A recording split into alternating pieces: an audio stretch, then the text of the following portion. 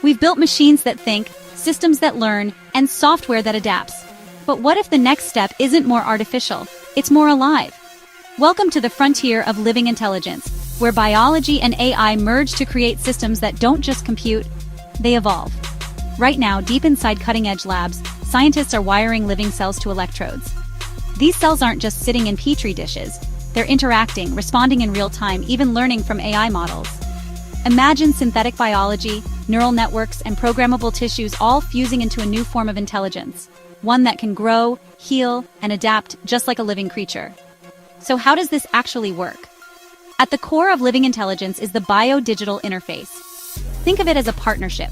Engineered tissues, like tiny clusters of brain cells, receive electrical signals. The AI layer processes those signals, translating them into action. And then, through sensors and actuators, the system responds to its environment, learning with every interaction. We're not just simulating life on a computer chip anymore.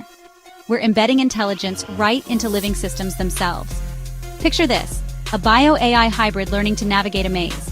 At first, it stumbles, but as it gets feedback, the living cells inside adapt, rewiring and improving, not through silicon, but through biology.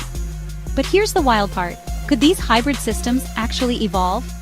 Unlike your laptop, which runs fixed code, these living networks might physically rewire themselves, recover from damage, and even get smarter the more they experience.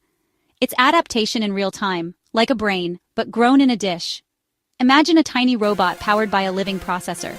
At first, it struggles to walk, but as its cells adapt and learn, it starts to move with surprising skill. Each experience literally shapes its brain.